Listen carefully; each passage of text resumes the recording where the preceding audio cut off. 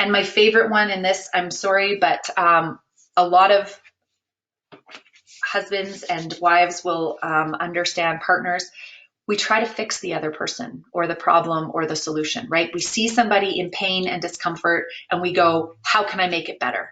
So best of intention, but it's not an empathic response, because quite often we're not looking for you to fix it. We want to share what's going on, and we can probably get to the solution on our own, and maybe just hearing us will help us process that. But be careful you don't go right to solutioning when somebody shares something with you. Also, for those of us in the technical field, and I put myself in this because I find myself doing it as well. So there is a gender lens to this fixing of people, but there's also, when we're technical, logical, left-brained thinkers who are paid to solve problems every day and minimize risk and plan ahead and build contingency plans, we get in a pattern of behavior that is like, I've got the answer, right?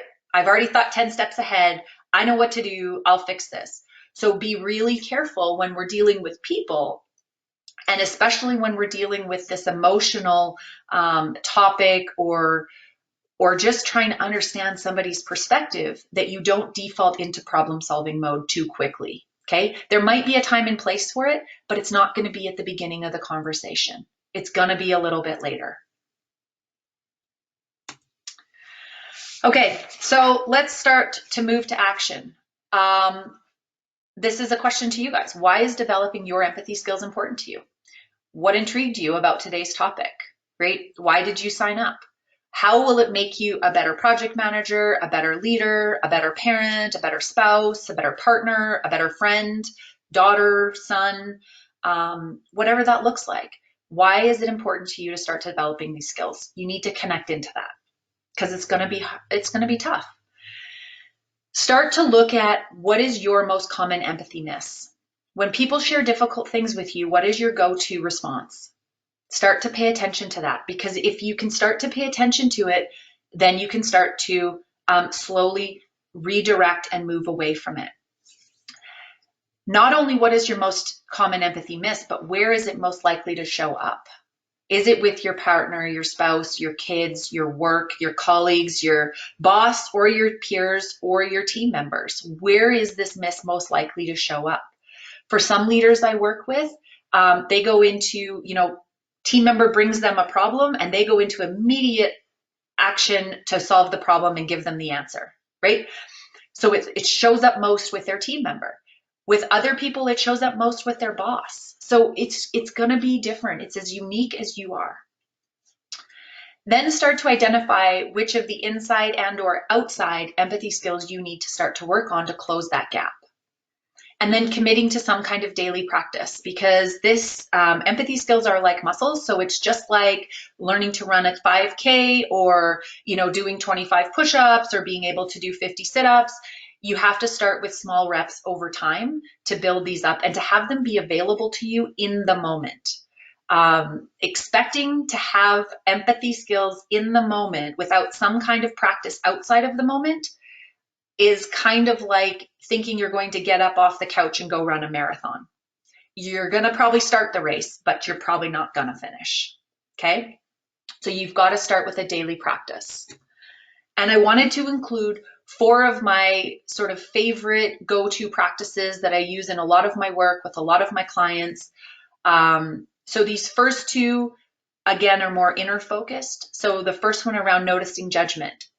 Understand your triggers, right? Where are you most likely to judge yourself? Notice when and where these judgments show up, and ask yourself, is this judgment moving me towards what I want the most, or is it keeping me stuck in what I don't want, right? Simple reflective journaling practice. Similar on the self-compassion side. Learn to recognize the voice of your inner critic, right?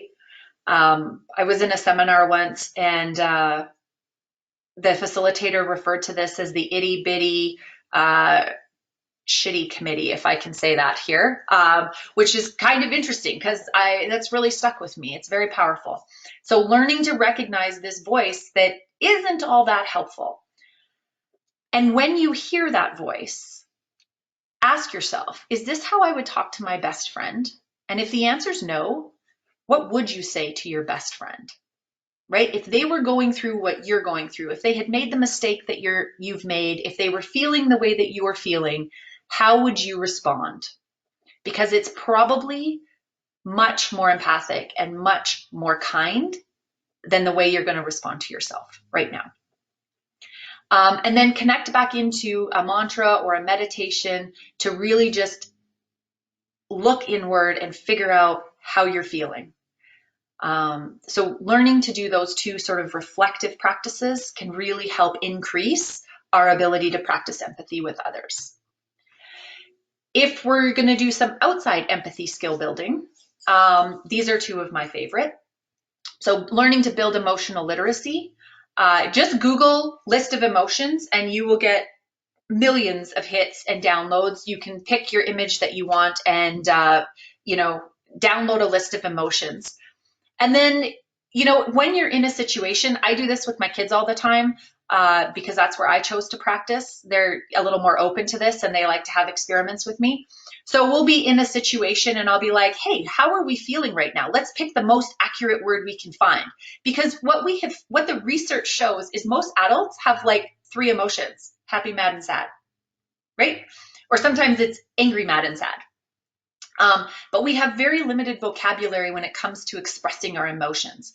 So get curious with yourself, find someone to play with, and really dig in and start to use some more juicy language around emotions that are really accurate and specific to the situation or issue or challenge or win or celebration that you're going through.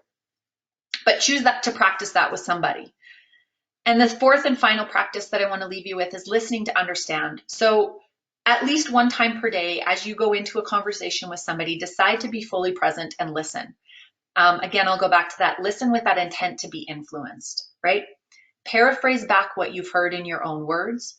Use the emotional literacy that you're building to reflect back the feelings and emotions that are present with this person. And before you offer a solution, a fix, an opinion, ask them, what do you need most from me right now? You will be surprised what people will tell you, because sometimes it's just, I need you to listen. I don't want you to fix anything. I just need to get this off my chest and I'll be fine, right? And sometimes they'll say, actually, I'd love your perspective because I know you went through something similar. And they'll be much more likely to hear you because they feel heard. Somebody who does not feel heard is not willing to listen.